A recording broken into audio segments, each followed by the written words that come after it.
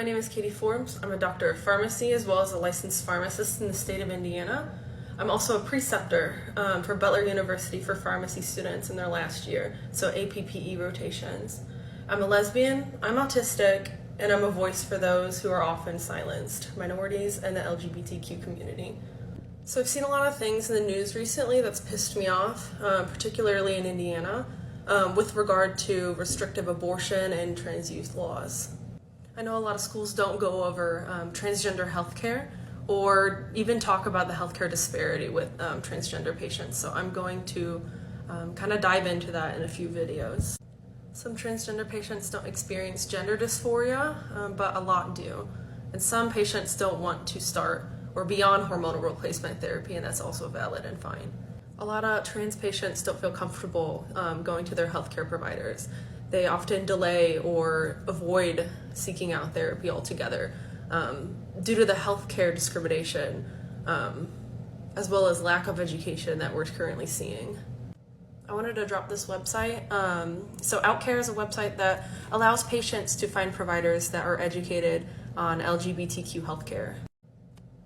This is a good website for patients who are looking for providers that know how to help them with gender-affirming care. This is an example for Indianapolis. You can put how large you want your radius to be and it will pull up providers that are OutCare certified. For healthcare providers like me, there are training modules that you can purchase in order to become more educated on how to care for LGBTQ patients. For those of you choosing to be on either testosterone or estradiol, I'm going to briefly go over just a few drug interactions, and then I'm going to make a few future videos about more medications. So for testosterone, one important interaction is with warfarin. You can get an increased anticoagulant effect, so you may need a lower dose of warfarin. Testosterone has also been shown to increase specifically the clearance of propranolol, which is sometimes used for blood pressure, but also used for performance anxiety, tremors, and migraine prophylaxis. So you may need a larger dose of propranolol.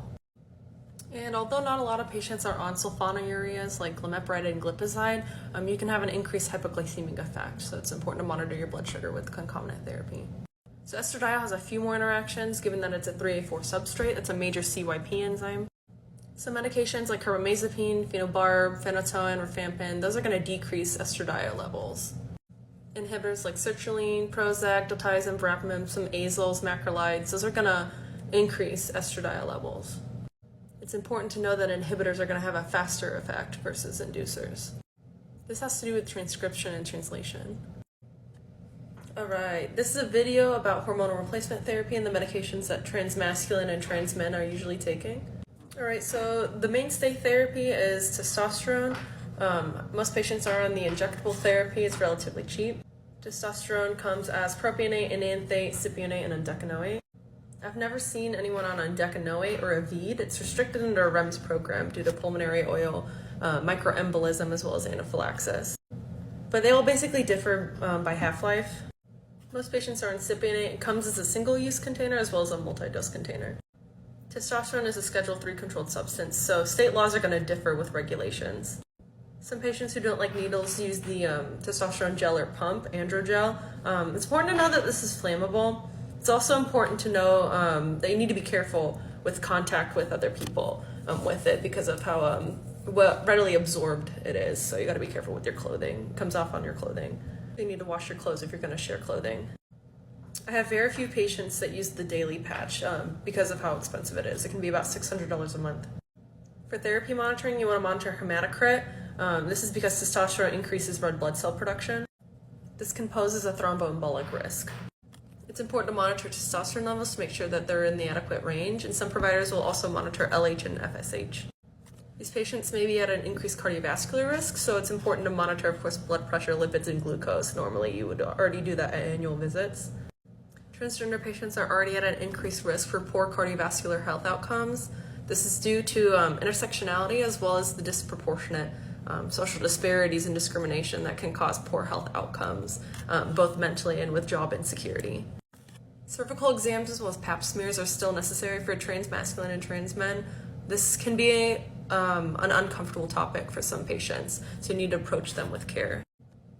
Breast exams are also important with certain patients who haven't had top surgery.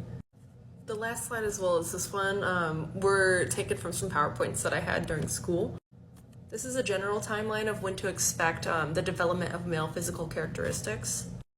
Some patients continue to menstruate even months after initiating testosterone therapy. The injectable medroxyprogesterone or Depo-Provera are sometimes used to stop menses. It also seconds as a birth control. It's important to know that hormonal replacement therapy is not birth control. Fertility is diminished on hormonal replacement therapy, but it's still possible for a transmasculine patient to become pregnant. This can be an uncomfortable conversation for some patients, namely those who experience a large amount of gender dysphoria, but it's an important conversation to have, especially if they have not had a total hysterectomy or an oophorectomy. All right, this is part 2 for medications that transmasculine and trans men are usually taking. This will focus more on add-on therapies. So some patients on testosterone therapy can experience some hair thinning as well as hair loss. Low-dose finasteride is sometimes used to prevent this. Finasteride is a 5-alpha reductase inhibitor, so it inhibits the conversion of testosterone to dihydrotestosterone, which is a more potent androgen. So patients on this can also experience a delay as well as a decrease in secondary hair growth. Cis males also use this medication for male pattern hair loss at 1 milligram, and at 5 milligrams they use it for benign prostatic hyperplasia. Cisgender women also use it for hirsutism. An add-on therapy for estrogen suppression would be an aromatase inhibitor like letrozole or anastrozole. This decreases the conversion of androgens to estrogens. Some patients can experience some menopausal-like side effects, such as fatigue, headache, hot flashes, as well as dyspareunia. It's not as severe for patients who are on testosterone. We also have SERMs, or selective estrogen receptor modulators, like tamoxifen and raloxifene. These medications are usually used for chemo prevention in patients who are at risk for breast cancer, as well as adjunctive endocrine therapy in patients who have breast cancer. Side effects are similar to aromatase inhibitors, but with tamoxifen, since it's an agonist at bone and endometrium and an antagonist at breast tissue, you can have endometrial hyperplasia, which poses a risk for endometrial cancer. Raloxifene is an agonist at bone and an antagonist at breast and endometrium, so you don't have that endometrial cancer risk, but you, with both medications, have a risk for DVT and PE or blood clots, as well as strokes. So some patients will use these medications for short-term adjunctive therapy if they're still experiencing menses with testosterone. Another class of medications that's not usually used in adult trans patients are gonadotropin-releasing hormone analogs or agonists. I've mostly seen them used in trans youth as puberty blockers. First, they mimic gonadotropin-releasing hormone that's released from the hypothalamus and acts on the anterior pituitary. That causes the release of luteinizing hormone and follicle-stimulating hormone, which ends up producing sex steroids. Initially, with an agonist, you get a flare of pituitary gonadotropins, and then you get a desensitization and downregulation of production. They're very expensive and not generally well tolerated. They cause a lot of nausea, general pain, hot flashes, sweats, headache, mood changes, and emotional lability. They're usually used for precocious puberty, sometimes endometriosis and prostate and breast cancer. It's important to have an endocrinologist on board if you don't already have one when using these medications. An example of a medication in this drug class is Lupron or Luprolide, and a kit can be about $2,000. Alright, so I'm going to go over some hormonal replacement therapy that trans feminine patients take and some trans women. Alright, so what most of my patients take is the oral or sublingual estradiol tablet. It's important to know that all estrogens carry a thromboembolic risk, so it's a risk for DVTs, MI, stroke, blood clots. Estradiol is specifically used in hormonal replacement therapy because it poses a lower blood clot risk over synthetic estrogens like ethinyl estradiol. It doesn't last as long as synthetic estrogen, so you need to take multiple doses in a day. Some patients use the injectable estradiol valerate. Most multi-dose vials need to be discarded after 28 days of opening. I have a few patients using the transdermal delivery system, aka the estradiol patch. Depending on the brand, it can either be a weekly or a bi-weekly patch. This transdermal delivery system may decrease the risk of blood clots over oral estrogens. I don't really see many patients using the gel. I'm not sure why that is. Maybe you don't get adequate concentrations, or maybe there's a lack of trials. So if anyone knows or has any theories, drop it in my comments.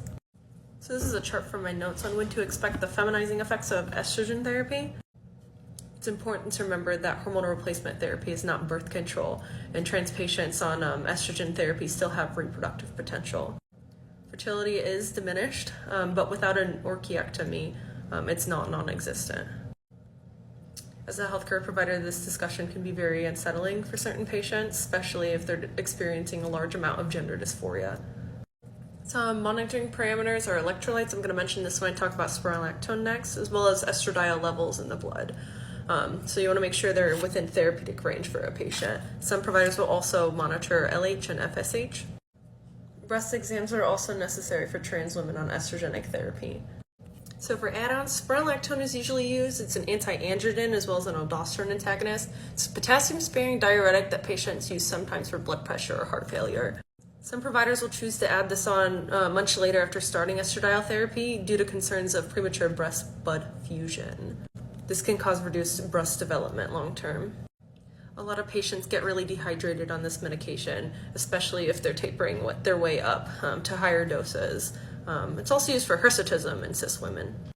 If patients can't tolerate spironolactone, some patients choose to go on bicalutamide, which is an androgen receptor blocker. So it inhibits testosterone stimulation. So some patients can get nausea, diarrhea, some breast tenderness even with this medication. It's also important to monitor liver function tests.